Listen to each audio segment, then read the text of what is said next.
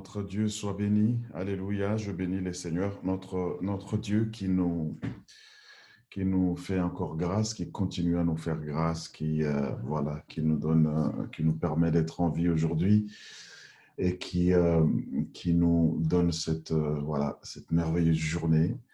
Alléluia. Nous sommes les dimanches 17 octobre, il est 11h30. Donc, nous allons commencer notre enseignement. Et comme vous le savez, notre enseignement, la deuxième série d'enseignements que nous avons commencé, c'est sur la puissance de la foi. Alléluia. Et cet enseignement avait 2 volumes. Amen. Et le premier volume, nous l'avons terminé.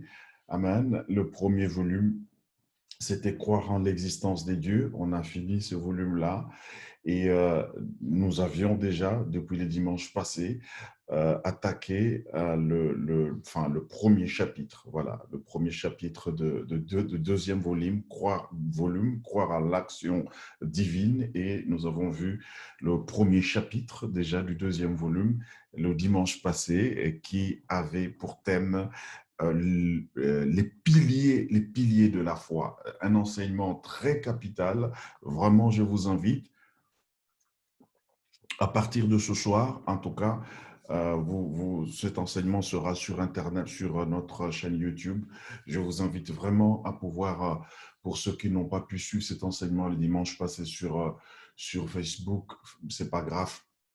En tout cas, il sera en ligne dès ce soir d'ailleurs, hein, dès que j'ai fini cet enseignement. En tout cas, je vais mettre en ligne, tout a été déjà prêt, en ligne sur notre chaîne YouTube. Alors donc aujourd'hui, nous allons attaquer donc le deuxième chapitre, Alléluia, qui a pour thème, comme nous allons voir, Alléluia, le thème de notre enseignement d'aujourd'hui, c'est les principes de la foi. Alors, bref rappel, tout simplement, pour ceux qui peut-être se connectent pour la première fois aujourd'hui, pour nous retrouver sur YouTube, il n'y a pas de souci. Vous allez sur Google, vous tapez La Parole sans frontières TV, c'est là notre chaîne YouTube, et vous allez voir la chaîne qui est référencée, qui sort en premier lieu, La Parole sans frontières TV.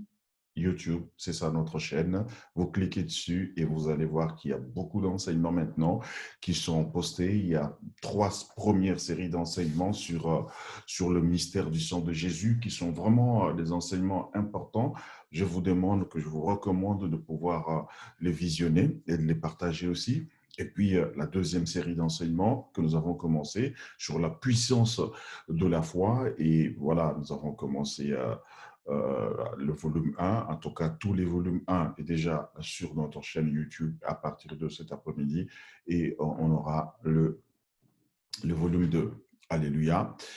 Et donc, alors quand vous y allez, vous allez sur notre chaîne YouTube, alors voilà, vous allez sur la cloche, vous verrez, c'est écrit s'abonner, eh bien, vous cliquez sur s'abonner, alléluia, eh bien, voilà, vous allez vous abonner. Alors, lorsque vous cliquez sur une de nos vidéos, alléluia, voilà, n'oubliez pas, s'il vous plaît, en bas, il y a, voilà, une petite flèche, partager, eh bien, vous partagez la vidéo tout simplement, voilà, soit sur Facebook, YouTube, je ne sais pas moi, non, Facebook, sur WhatsApp, sur Twitter, sur email, etc., comme vraiment dans tous les réseaux sociaux. Pourquoi? Eh bien, parce que, comme nous l'avons dit, on répète toujours notre fameux verset, Ézéchiel chapitre 3, versets 18 à 19, « Quand je dirai aux méchants, tu mourras, si tu ne l'avertis pas, si tu ne parles pas pour détourner le méchant de sa mauvaise voie, pour lui sauver la vie, ce méchant mourra dans son iniquité et je te redemanderai son sang. Mais si tu avertis le méchant et qu'il ne se détourne pas de sa méchanceté et de sa mauvaise voie, alors il mourra dans son iniquité et toi, tu sauveras ton âme. » Ce que Dieu te demande, si tu crois vraiment que nous prêchons dans la vérité et que cet évangile est l'évangile de la vérité que nous prêchons, eh bien, tout simplement pour que, voilà, il y a d'autres personnes qui sont dans l'ignorance. La Bible dit que mon peuple est détruit par manque de connaissances, mon peuple est détruit par l'ignorance, eh bien, partage pour détruire l'ignorance, parce que, évidemment, quand nous chassons l'ignorance, nous permettons au peuple de Dieu de pouvoir connaître la vérité, et c'est une très bonne chose. Alléluia. Donc, nous commençons aujourd'hui. Voilà, on a vu les samedis passés, premier chapitre de ce deuxième volume, les piliers de la foi, important. Vous allez les retrouver dès ce soir dans notre chaîne YouTube. Et aujourd'hui, nous commençons les principes de la foi. Chapitre 2, donc, les principes de la foi. Alléluia.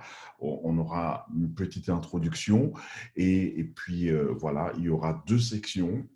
Et bien entendu, et pour que vous puissiez bien comprendre l'enseignement que je donne aujourd'hui, il est important que vous ayez suivi l'enseignement que j'ai donné le dimanche passé sur les piliers de la foi.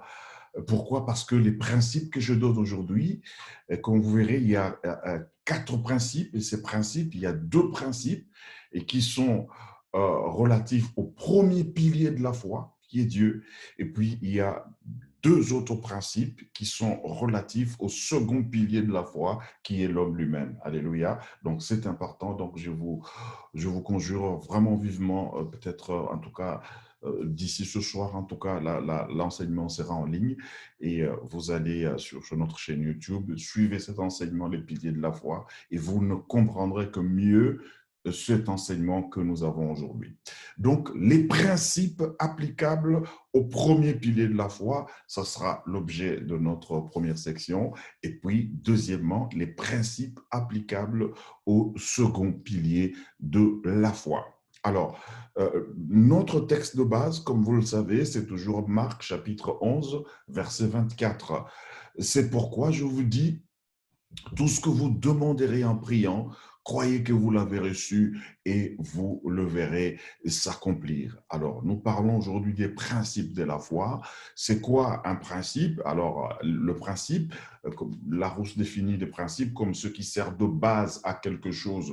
Alors, quand nous parlons des principes de la foi, c'est-à-dire ce sont des normes qui servent de base à notre foi.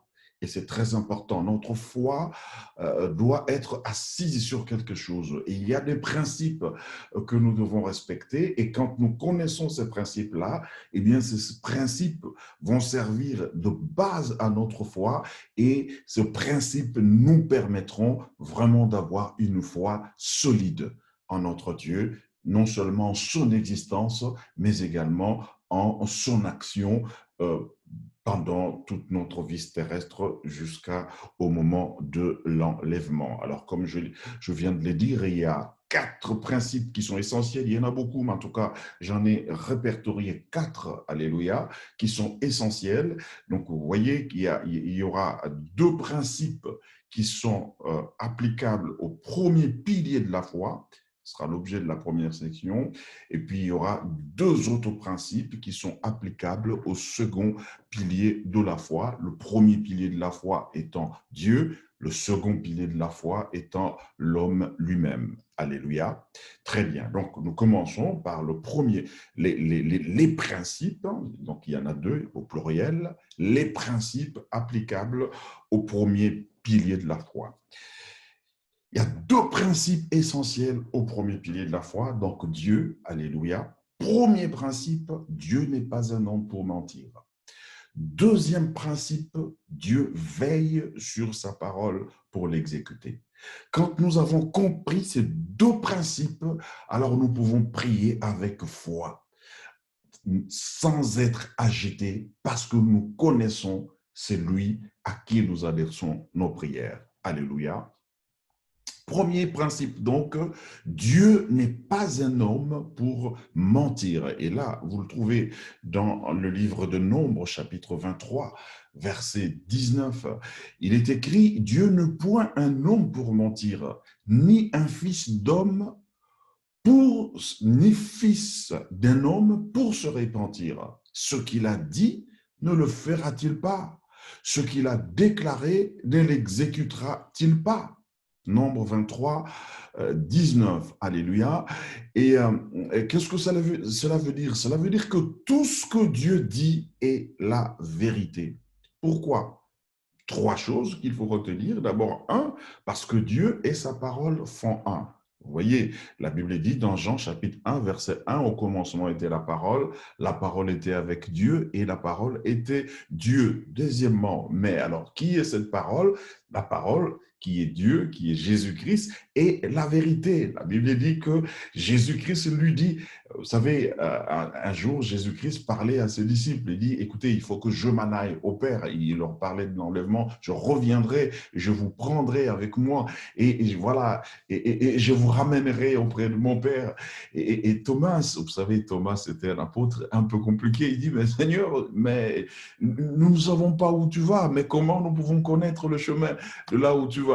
Il dit, je suis le chemin, la vérité et la vie. Alors, tout un enseignement, mais ici, je ne retiens que la vérité. Jésus-Christ est la vérité. Alléluia. C'est très, très important. Jean chapitre 14, verset 16. Et donc, qu'est-ce que cela veut dire? Cela veut dire que toutes les promesses de Dieu qui sont contenues dans la parole de Dieu, c'est la vérité, bien aimé. C'est important que nous puissions le comprendre. Si nous ne comprenons pas cela, alléluia, c'est-à-dire que si nous avons un doute, amen, et à ce moment-là, nous faisons de notre Dieu un menteur, en fait. Voilà pourquoi il est écrit dans Hébreux chapitre 11, verset 6, que nous avons commencé à voir, verset capital qui est à la base de ces volumes d'enseignement. Pardon. Euh, euh, Or, sans la foi, il est impossible de lui être agréable. Voilà. Donc, impossible d'être agréable à Dieu. Pourquoi? Parce que, évidemment, nous faisons des dieux un menteur, en fait.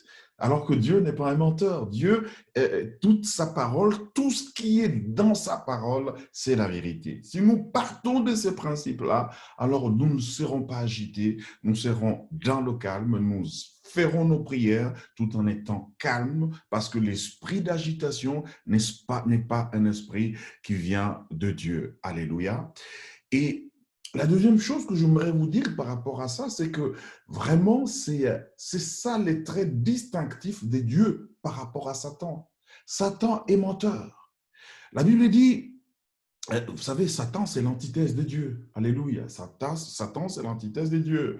La Bible dit dans Jean chapitre 8, verset 44, voilà, vous avez pour père le diable et vous voulez accomplir le désir de votre père. Il a été meurtrier dès les commencements et il ne se tient pas dans la vérité parce qu'il n'y a pas de vérité en lui. C'est ça, Satan.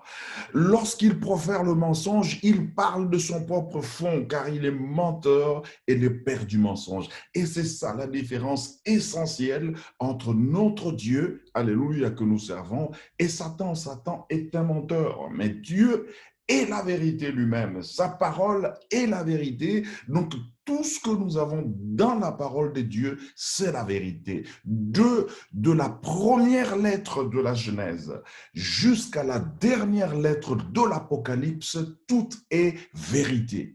Et donc, toutes les promesses de Dieu, quand nous faisons notre prière en nous basant sur les promesses de notre Dieu qui sont dans la parole de Dieu, eh bien, nous devons savoir que ces promesses-là, c'est la vérité. Eh bien, c'est important que nous comprenions cela pour que nous puissions être assis solidement dans notre foi quand nous faisons notre prière. Alléluia.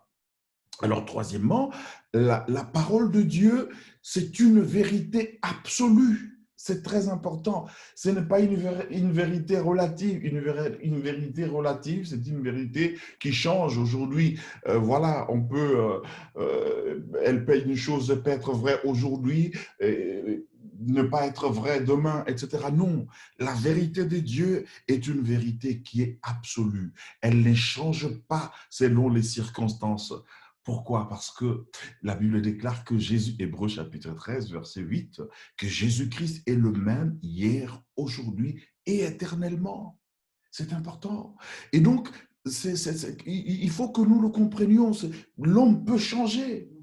Mais Jésus-Christ ne change pas. Il est le même. Ce qu'il a déclaré au temps de Moïse, il est capable de l'accomplir même aujourd'hui. Jésus-Christ ne change pas. Si nous pouvons changer, si ma femme peut changer, si mon mari peut changer, si mes enfants peuvent changer, Dieu, lui, ne change pas. Il est le même hier, aujourd'hui et éternellement. Et c'est pour cela qu'il est écrit dans Jacques chapitre 1, verset 16 à 17, qu'en lui, il n'y a ni changement, ni l'ombre de variation. Donc voilà, premier principe, Dieu n'est pas un homme pour mentir.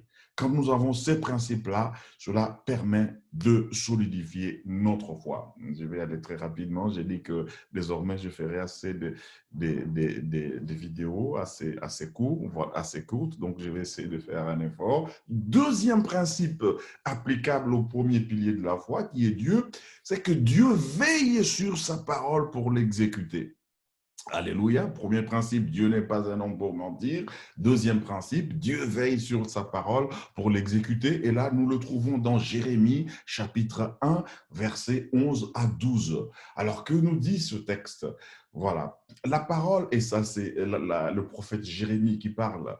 Le prophète Jérémie dit ceci: la parole de l'Éternel me fut adressée en ces mots. Que vois-tu, Jérémie? Je répondis, je vois une branche d'amandier. Et l'Éternel me dit, tu as bien vu, car je veille sur ma parole pour l'exécuter. Mais quel rapport y a-t-il entre l'exécution de la parole de Dieu et l'amandier? Alléluia. Notre Dieu est merveilleux. Alléluia. Vous savez, le choix de l'amandier est symbolique pour trois choses. Alléluia. Première chose, c'est que c'est un arbre fruitier qui fleurit à la fin de l'hiver. Amen. C'est-à-dire à la période où il y a encore des gelées matinales. C'est-à-dire à la période où, vous savez, en hiver, ceux qui vivent dans des pays où il y a 4 saisons, vous savez qu'en hiver, voilà, tous les arbres sèchent, voilà, toutes les feuilles sont déjà tombées. Mais l'amandier, c'est le premier arbre fruitier qui fleurit à la fin de l'hiver. Qu'est-ce que cela veut dire?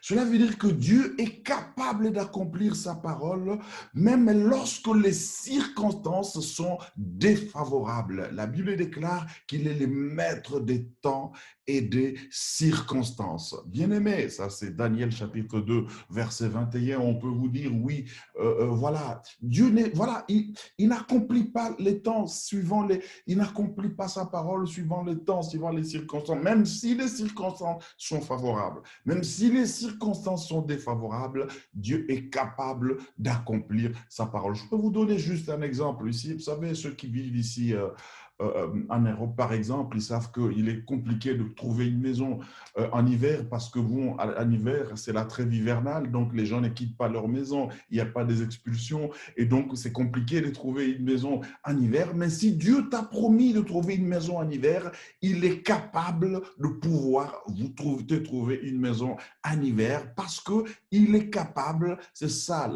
l'amandier. L'amandier, c'est l'arbre le tout premier arbre qui fleurit à la fin de l'hiver, c'est l'amandier. Alléluia. Il n'y a pas seulement cela, c'est que c'est un arbre qui pousse même dans les terres arides. Alléluia. Il y a d'autres arbres, quand vous les allez vous les mettez, vous allez les cultiver dans les terres arides, ils ne poussent pas. Mais l'amandier, quand vous l'amenez, vous le plantez dans les terres arides, eh bien, l'amandier pousse.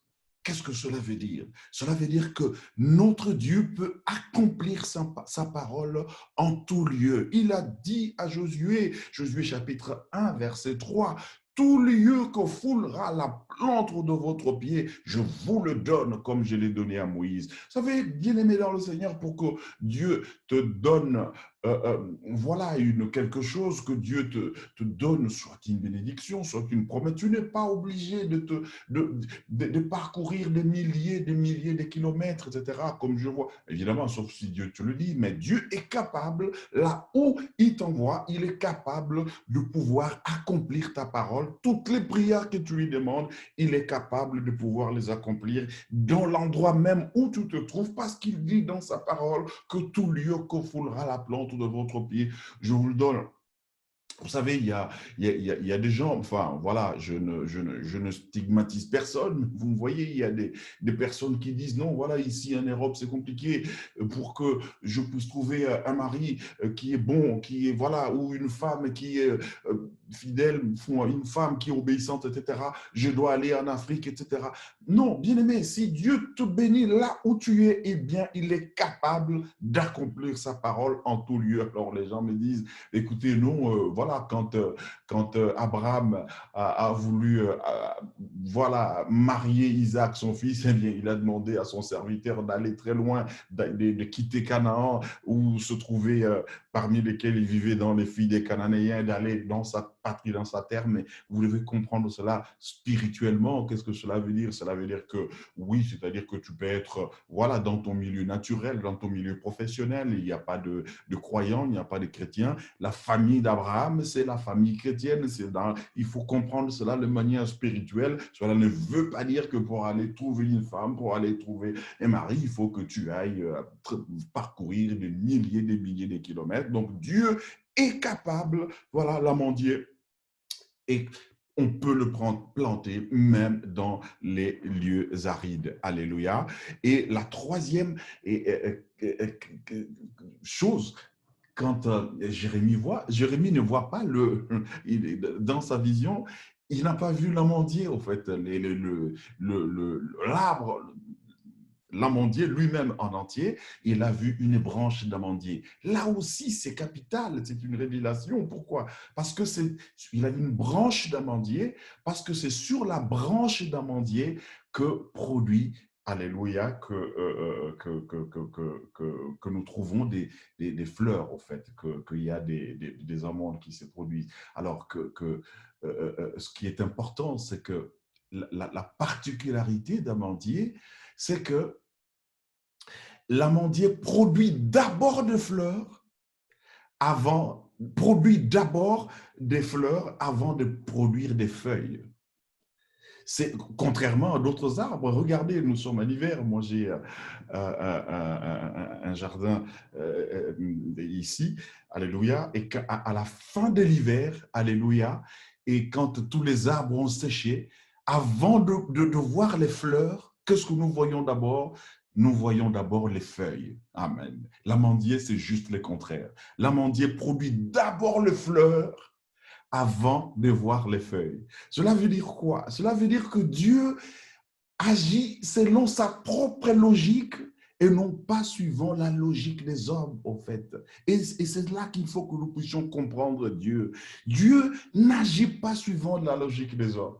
Dieu agit suivant sa propre logique. Je peux vous donner un seul exemple. Regardez, quand Jésus a marché sur l'eau, sur la mer. Amen. Et vous lirez ce texte, je ne vous le lis pas, c'est un texte qui est long. Matthieu chapitre 14, verset 22, verset 25, quand Jésus-Christ avait pris une barque avec ses disciples, il était allé et c'était dans un lieu désert. Et alors il avait prêché la parole de Dieu et à la fin, eh bien, les disciples ont dit à Jésus, eh bien, il est tard maintenant. Et comme il est tard, eh bien, renvoie la foule. Eh bien, Jésus a dit, écoutez, donnez-leur à manger. Alors, comme vous savez, là où il a multiplié voilà, les pains et les poissons, vous savez, donc je ne reviens pas par rapport à ça. Et donc, Jésus-Christ a multiplié le pain et le poisson. Eh bien, c'était déjà tard, hein, parce que c'était la raison pour laquelle les apôtres ont dit à Jésus-Christ, renvoie la foule. Et donc, il a ne les renvoyez pas, laissez-les manger. La foule a commencé à manger, à manger, à manger. Et puis, qu'est-ce que Jésus-Christ a dit? Eh bien, euh, euh, il a renvoyé ses disciples. Il dit, prenez la barque, partez. Alléluia. Et moi, je vais rester ici pour pouvoir continuer à renvoyer la foule. Si nous étions dans la logique des hommes, il allait se dire, attendez, non, mais nous étions venus tout seuls dans une barque, et il y avait une seule barque, et toute la foule était venue, avait parcouru voilà, le long de la côte, marché à pied, au fait, pour le rejoindre dans ce désert, dans ces lieux désertiques. Et voilà, il n'y avait qu'une seule barque, et il est resté, il faisait tard, il dit à ses disciples, il dit, vous prenez la barque, eh bien, vous partez. Mais dans notre logique d'homme, il allait se dire, non, non, non, attends, non, non, je ne vous renvoie pas, parce que si je renvoie les disciples, mais j'aurai des difficultés pour pouvoir les rejoindre. Soit que j'attendrai les lendemains, alléluia, pour pouvoir les rejoindre. Non, il a renvoyé ses disciples. Et même après avoir renvoyé ses disciples, la Bible nous dit qu'il est allé sur la montagne, il a commencé à prier. C'est quand il a fini ce qu'il avait à finir, alléluia. Il n'est pas dans la logique des hommes. Alléluia. Il était dans un lieu désertique, il est allé sur la montagne, il a prié. La barque, la seule barque qui restait, la seule occasion, la dernière occasion pour lui de partir, de quitter ces lieux désertiques, il a dit, prenez cette barque, partez, parce qu'il n'est pas dans la logique des hommes. Alléluia. Et quand il a fini tranquillement sa prière sur la montagne, il est descendu, il n'y avait pas de barque, mais il n'y a pas de problème pour lui. Il commence à marcher dans la mer. Donc ce n'était pas pour faire du spectacle, c'est tout simplement pour nous dire que Dieu n'est pas dans notre logique d'homme, bien aimé dans le Seigneur. C'est important que nous comprenions cela parce que nous avons certaines logiques, mais nos logiques d'hommes ne sont pas des logiques de Dieu. Et quand nous aurons compris Dieu sous ce principe-là, alors oui, c'est là que nous comprendrons que ce que la Bible nous dit, que la prédication de la croix, c'est une folie pour ceux qui périssent. Et oui, c'est de la folie, bien-aimés dans le Seigneur. Nous devons nous trouver dans cette logique de folie parce que pour ceux qui sont dans le monde, les choses qu'on nous demande, les choses spirituelles, la foi relève de la folie, tout simplement. Alléluia. Tu vas voir ton médecin, tu lui dis, écoutez, voilà, je ne prends plus de médicaments. Il va dire, mais tu es fou. Alléluia. Mais c'est comme ça, beaucoup de médecins nous ont déjà dit, nous ont déjà répété ces choses-là. Madame, vous êtes folle. Monsieur, vous êtes fou. Dieu n'est pas dans la logique des hommes. Alléluia. C'est ça. Alors, la symbolique des l'amandier. Alléluia. Et donc, qu'est-ce que ça veut dire en gros? C'est que Dieu est capable d'accomplir sa parole. Il est un Dieu aux possibilités illimitées. Il fait tout ce qu'il veut, comme il l'entend. Alléluia. Donc, voilà, bien-aimés dans le Seigneur, les deux principes applicables au premier pilier de la foi. Premier principe, Dieu n'est pas un homme même pour mentir. Deuxième principe, Dieu veille sur sa parole pour l'exécuter. Alléluia. Alors maintenant, je vais terminer par deux autres principes. Alléluia. Je vais essayer de faire rapidement. Les deux autres principes applicables ce sont les principes applicables maintenant à l'homme, à nous. Alléluia. Au second pilier de la foi. Premier principe, Dieu n'exauce point les pécheurs. Alléluia. Deuxième principe, il est bon d'attendre en silence le secours de l'Éternel. Voilà deux principes également par rapport au second pilier de la foi. Alors, le premier principe, nous le trouvons dans Jean chapitre 9, verset 31. Nous savons que Dieu n'exauce point les pécheurs, mais si quelqu'un l'honore et fait sa volonté, c'est celui-là qui l'exauce. Alléluia. Voilà. Dieu n'exauce pas les pécheurs, bien-aimés dans le Seigneur. Qu'on ne vous trompe pas. Mais alors, c'est qui les pécheurs? Souvenez-vous, et là, je vous demanderai vraiment d'aller encore dans notre chaîne YouTube, voilà, d'aller dans nos enseignements sur le mystère du sang de Jésus. Voilà, quand Jésus-Christ, en réalité, a ôté le statut de pécheur. Quand il a livré son sang, le sang des dieux, il a ôté le statut de pécheur. Alléluia. Et donc, voilà, et c'est lui qui vit dans le péché. En ce moment-là, c'est lui qui retourne dans le statut de pécheur. Le pécheur, c'est celui qui pratique le péché, c'est celui qui vit dans le péché, parce que Jésus-Christ a déjà ôté le péché du monde. Il a ôté le statut de pécheur qui était en nous. Alléluia. L'agneau de Dieu qui ôte le péché du monde, Jean chapitre 1, verset 29. Donc, le pécheur, c'est celui qui pratique les péchés. Et celui qui pratique le péché, il a renié l'œuvre de la croix. Alors, il ne peut pas attendre quelque chose, alléluia, de Dieu. Alléluia, parce que c'est dans la croix que Dieu a dit tout est accompli. Et c'est dans la croix que nous avons tout, que nous avons la guérison, que nous avons, et particulièrement dans cette période du temps de la fin, je vous donne ces enseignements sur la foi, bien aimé dans le Seigneur, pour que, voilà, je ne vous le donne pas comme le donnent beaucoup d'autres prédicateurs. Moi, je vous le donne parce que je sais que dans la période du temps de la fin dans laquelle nous vivons, nous aurons des temps extrêmement difficiles et nous aurons besoin de notre foi, pour la foi en notre Dieu, pour pouvoir tenir ferme, pour ne pas nous décourager jusqu'au moment de l'enlèvement. Alléluia. Donc le pécheur, c'est celui qui pratique le péché, il a renié l'œuvre de la croix, alors il ne peut pas avoir une réponse de Dieu. C'est très important. Donc voilà. Donc il y a différence entre péché. Tant que nous avons ce corps, nous pouvons pécher, voilà. Mais quand nous pratiquons les péchés, c'est-à-dire quand nous nous installons dans le péché, alors Dieu ne peut pas nous exaucer. Alléluia.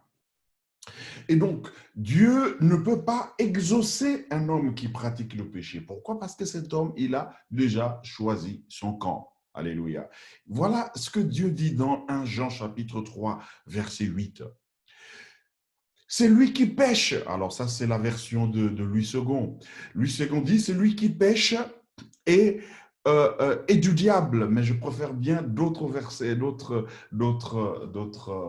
traductions. Martin, par exemple, dit « c'est lui qui vit dans le péché et du diable ». Darby aussi, c'est bien. Darby dit « c'est lui qui pratique le péché et du diable ». C'est ça, vraiment, c'est là qu'on comprend que, évidemment, Jésus-Christ a ôté le statut de pécheur, voilà, et quand, voilà, nous pouvons pécher, le corps pécher, voilà, ce n'est pas que quand tu pêches, tu es du diable, non, péché, c'est-à-dire que c'est lui qui pratique le péché, c'est alors lui, eh bien, il est dans le camp de l'ennemi. Alors, c'est lui qui pratique le péché, donc je prends la version de Darby, et du diable, car le diable pêche dès le commencement, le Fils de Dieu apparut afin de détruire les œuvres du diable. Alléluia. Donc, premier principe, bien-aimés, ne vivons pas dans le péché, vivons dans la sanctification. Alors, même si il peut nous arriver de pécher, la Bible dit que si nous disons que nous n'avons pas de péché, nous nous séduisons et la vérité n'est point en nous. Mais si nous confessons nos péchés, il est fidèle et juste pour nous les pardonner et nous purifier de toute iniquité.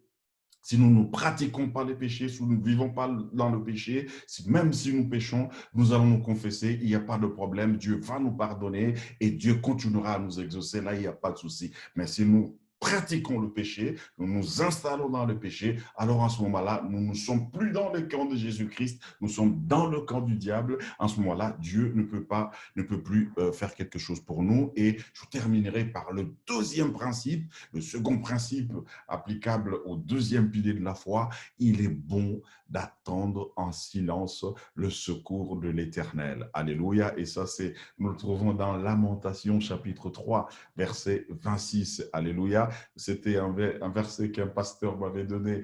À l'époque, j'étais jeune serviteur et j'aimais bien ce verset. Il est bon d'attendre en silence le secours de l'Éternel. C'est lui qui, à la fois, ne s'agite pas. Il est calme, il est posé. L'esprit d'agitation ne vient pas de Dieu. Quand vous commencez à être agité, eh bien, cet esprit-là ne vient pas de Dieu. Cet esprit vient du malin. Second principe de la foi, s'agissant du deuxième pilier de la foi, il est bon d'attendre en silence les secours de l'Éternel. Et qu'est-ce que cela veut dire? Alors, il y a deux choses que nous allons voir très rapidement ici. C'est que l'homme qui croit n'adopte pas des attitudes contraires à sa prière. Ça, c'est la première chose. Et puis, deuxièmement, L'homme qui croit fixe ses regards vers Dieu et non plus sur ses organes d'essence. Amen. Alors, premièrement donc, l'homme qui croit n'adopte pas des attitudes contraires à sa prière. Alors, je vais vous dire, la foi exige de la cohérence, bien-aimé dans le Seigneur. Alléluia.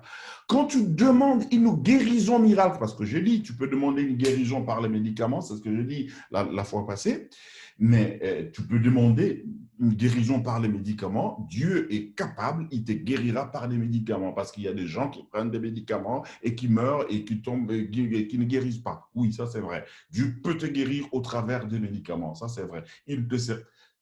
Suivez vraiment bien l'enseignement sur les piliers de la foi, il te sera donné qu'à la dimension de ta foi. Il y a des gens qui ont une foi telle que, voilà, pour moi, je vais guérir par les médicaments. Dieu ne te donnera, voilà, il est l'architecte qui construit le pont, il ne pourra pas, c'est ce que j'ai dit la fois passée, il ne pourra pas faire passer sur ce pont un véhicule d'un gabarit supérieur à celui du pont qu'il a lui-même construit. Amen. Il te donnera selon ta foi. Alors, si tu crois que tu guériras par les médicaments, Dieu te donnera les médicaments. Enfin, il permettra que tu guérisses par les médicaments. Alléluia. Mais si toi, tu demandes la guérison miracle, alléluia, alors voilà, quand tu demandes la guérison miracle, tu ne continues pas à prendre les médicaments. C'est tout simplement, il faut être cohérent. Ça s'appelle de la cohérence.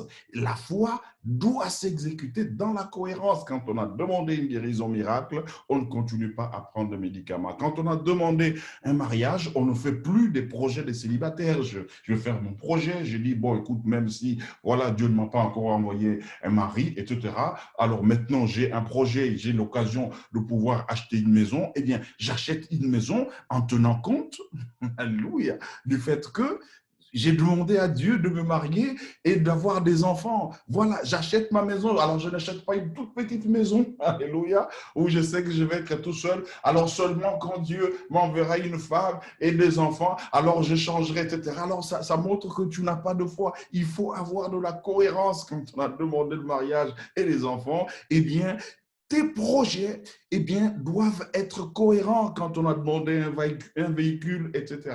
Même quand tu te construis une maison, amen, même si tu n'as pas encore ce véhicule-là, mais tu dis, écoute, voilà, je me fais construire ma maison, j'aménage un endroit de parking, même si dans l'immédiat, tu n'as pas encore trouvé les véhicules, ça s'appelle de la cohérence, la foi exige la cohérence. Alléluia. Et vous savez, notre parole traduit souvent l'état de notre foi. Les gens, quand ils font un certain nombre de choses, ils parlent et il suffit de voir comment ils parlent. Et notre parole traduit notre foi. Ils disent, oui, on ne sait jamais. Oui, voilà, par mesure de prudence. Alors, quand vous avez des langages comme ça traduit vraiment notre foi. C'est-à-dire que nous ne croyons vraiment pas à ce que nous sommes dit. Oui, alors quand nous avons la foi, eh bien, ayons de la cohérence. Ce que nous avons demandé, eh bien, c'est ce que nous allons obtenir parce que Dieu est capable de pouvoir nous donner ce que nous avons demandé. Alléluia. Et alors, pour Dieu, c'est important. La cohérence, pour Dieu, c'est important. Parce que l'incohérence et les paroles douteuses traduisent une absence de foi. Et quand il y a une absence de foi, c'est pour ça que je vous donne ces enseignements pour que vous compreniez. Parce que beaucoup de gens, ils prient pendant longtemps, ils n'arrivent pas à être exaucés, etc. Et ils ne savent pas voilà, c'est à cause de certains nombres d'attitudes qu'il n'y a pas d'exaucement. Quand il y a l'incohérence et les paroles douteuses, eh bien, tout cela traduise l'absence de foi. Il n'y aura pas d'exaucement. Vous savez, la Bible dit ceci, l'apôtre Jacques écrit, Jacques chapitre 1, versets 5 à 8. Si quelqu'un d'entre vous manque de sagesse, qu'il la demande à Dieu et qu'il donne à tous simplement et sans reproche, elle lui sera donnée. Mais qu'il la demande avec foi, alors qu'il la demande, ça a mal été écrit, mais bon, c'est pas grave, j'ai fait du copier-coller, mais je me rends compte que ça a été mal écrit, mais c'est pas grave. Mais qu'il la demande avec foi sans douter.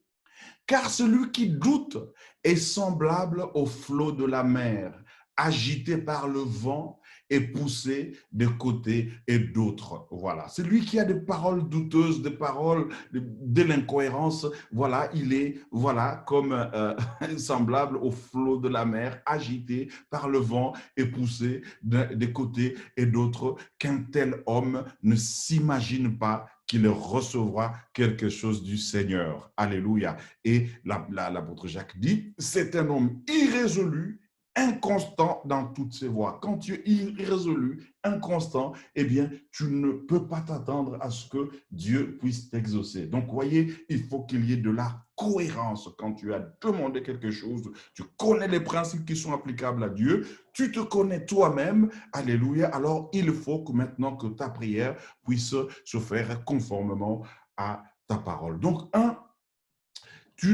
voilà, tu n'adoptes pas des attitudes contraires à ta propre prière. Alléluia, c'est de l'incohérence. Et puis, deuxièmement, l'homme qui croit fixe les regards sur Dieu et non plus sur ses organes de sens. C'est ce qui est arrivé. Je reprends encore le verset de Matthieu, Jésus qui marche sur la mer. C'est ce qui est arrivé à Matthieu, chapitre 24, enfin à Pierre, Matthieu chapitre 24. Voilà, Pierre, quand finalement Jésus-Christ, il a fini sa prière, il a vu qu'il voilà, il n'y avait pas de barque, pour lui, ce n'était pas un problème. Il a commencé à marcher, il était vraiment, voilà, c'était aux petites heures du matin, il faisait nuit noire. Amen, c'est pas un problème pour lui. Il marche sur la mer, pas pour faire du spectacle, mais parce qu'il n'est pas dans la logique des hommes. Bien. Alors maintenant, comme il n'est pas dans la logique des hommes, ses disciples le voient, mais ses disciples paniquent, ses disciples voient, il dit, ouh, mais c'est un fantôme. Il dit, calmez-vous, calmez-vous, calmez-vous. Ce n'est pas un fantôme, c'est moi. Mais Pierre dit, mais Seigneur, si c'est toi, ordonne. Si c'est toi, ordonne que je marche sur l'eau. Je dis, viens. Et Pierre a commencé à marcher. Pourquoi? Parce qu'il avait les regards fixés sur Dieu. Alléluia. Et il a commencé à marcher. Mais au bout d'un moment, oui, le diable, il n'est jamais loin. Le diable a commencé à faire souffler le vent. Le diable a commencé, et Pierre a commencé à voir, il faisait nuit, il y avait le vent qui soufflait. Le diable a commencé à lui, attendez, ça c'est profond là où tu es, il y a de la profondeur, etc. Et au lieu de regarder vers celui qui vit au siècle des siècles, il a commencé à regarder, à observer ses organes des sens. Vous savez, les organes des sens, il n'y a pas seulement la vue, il y a lui, ce qu'on nous dit. Les gens peuvent nous dire aussi des choses. Attention, madame, ne faites pas cela. Et ça rentre dans nos oreilles, ça nous décourage. Ce que nous voyons certaines personnes, voilà, qui sont mortes, certaines personnes qui ont refusé de prendre des médicaments, qui ont refusé de prendre telle chose, sont mortes, etc. Et Satan nous parle vraiment de plusieurs manières au travers de nos organes de sens pour nous décourager. Mais quand nous connaissons notre Dieu, eh bien, ayons notre regard fixé sur notre Dieu. Et à partir du moment où l'apôtre Pierre a eu le regard fixé sur ses organes de sens, eh bien, il a sombré. Tout de suite, il a sombré. Mais c'est vrai que, comme je vous ai dit le dimanche passé, au bout d'un moment, il a vu qu'il était perdu. Il dit, oh Seigneur, sauve-moi. Là, il a replacé encore ses regards sur la croix de Golgotha.